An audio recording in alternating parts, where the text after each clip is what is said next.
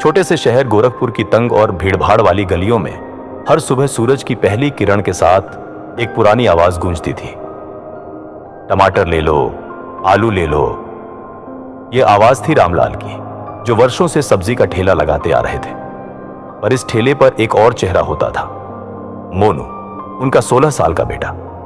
मोनू का जीवन बहुत साधारण था, लेकिन उसके भीतर के सपने किसी राजा से कम नहीं थे। सुबह पापा के साथ सब्जी बेचना, दोपहर को सरकारी स्कूल जाना और रात को छत पर लेटकर तारे गिनते हुए आईआईटी का सपना देखना, यही थी उसकी दिनचर्या। उसके पास महंगे कपड़े नहीं थे, न स्मार्टफोन, न ही कोई ट्यूटर जो उसे गाइड करे। लेकिन एक बात थी जो उसे बाकियों से अलग बनाती थी, उसका इरादा। उसका सपना आईआईटी जाना था। लेकिन एक सब्जी बेचने वाले का बेटा जो मुश्किल से किताबें खरीद पाता था, वो क्या आईआईटी जैसे संस्थान तक पहुंच सकता था? एक दिन स्कूल में एक प्रोफेसर ने बताया कि शहर के एक कोने में एक फ्री कोचिंग सेंटर खुला है, जहां आईआईटी की तैयारी करवाई जाती है, वो भी मुफ्त में, लेकिन एक एंट्रेंस टेस्ट पास करना होगा। मोनू की आंखों में उम्मीद की चमक लौट आई। उसे लगा शायद भगवान ने उसके लिए दरवाजा खोल दिया है। वो घर पहुंचा और पापा से कहा, पापा, मुझे वो टेस्ट देना है। रामलाल ने सब्जियों से भरी टोकरियों को साइड रखते हुए गहरी सांस ली। बेटा, सब्जी बेचने में तू मेरा हाथ बंटाता है। अगर तू नहीं रहेगा तो दुकान कौन देखेगा? मोनू चुप हो गया, लेकिन उसके अंदर जो सपना था वो मरा नहीं।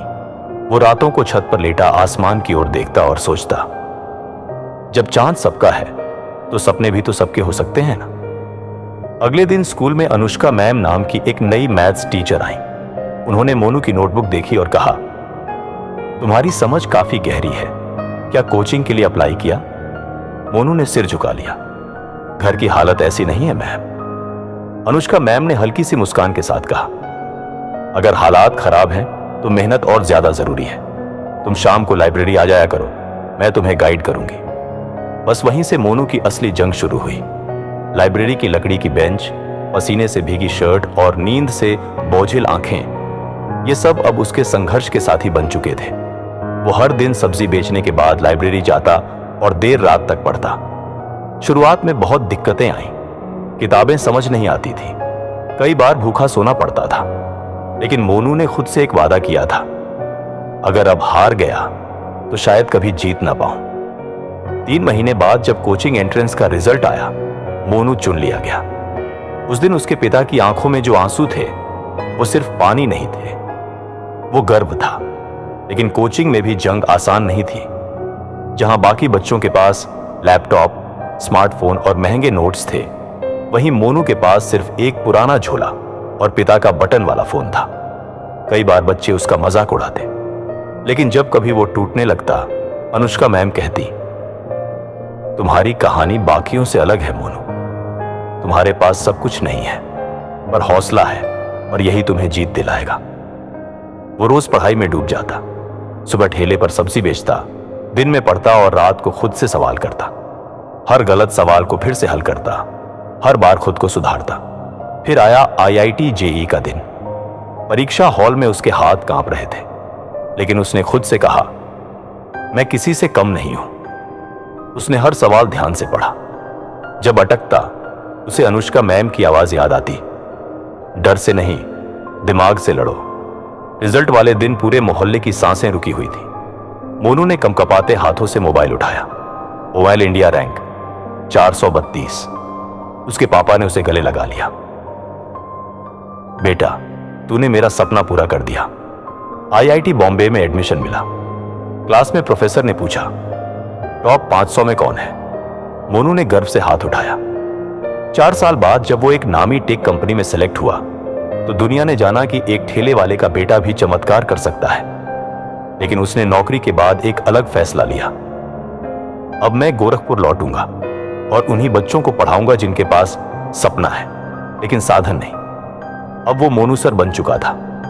महंगी गाड़ी है, लेकिन दिल वही है। आज भी जब वो सब्जी वाले के बच्चे को पढ़ते देखता है तो उसकी आंखों में सुकून होता है। हर बैच को वो एक बात जरूर कहता है, मैं ठेले वाले का बेटा हूं, अगर मैं कर सकता हूं तो तुम भी कर सकते हो, बस कभी हार मत मानना। आज उसके पापा सब्जी नहीं बेचते, मोहल्ला कहता है, ये देखो हमारा मोनू जिसने गोरखपुर का नाम रोशन किया। मोनू की कहानी इंटरनेट पर वायरल हो गई। The boy who never gave up. हालात चाहे जैसे भी हो, अगर सपना सच्चा हो और इरादा मजबूत, तो एक झोला लेकर निकला लड़का भी आईआईटी पहुंच सकता है। कभी मत सोचना कि तुम कुछ नहीं कर सकते, क्योंकि सपने छोटे या बड़े नहीं होते, बस दिल से सच्चे होने चाहिए। मोनू ने हमें सिखाया, हालात कैसे भी हो, अगर इरादा मजबूत हो तो कोई भी मंजिल दूर नहीं होती। अगर आप भी किसी छोटे शहर या गरीब परिवार से हैं, तो याद रखना, तुम्हारे हालात तुम्हारी पहचान नहीं है, तुम्हारी मेहनत है। और अगर ये कहानी आपको छू गई हो, तो इसे किसी ऐसे इंसान के साथ जरूर शेयर करें जो हार मान चुका है, क्योंकि हो सकता है अगला मोनू उसी के अंदर छुपा हो। कमेंट में जरूर लिखें, मैं भी कर सकता हूं।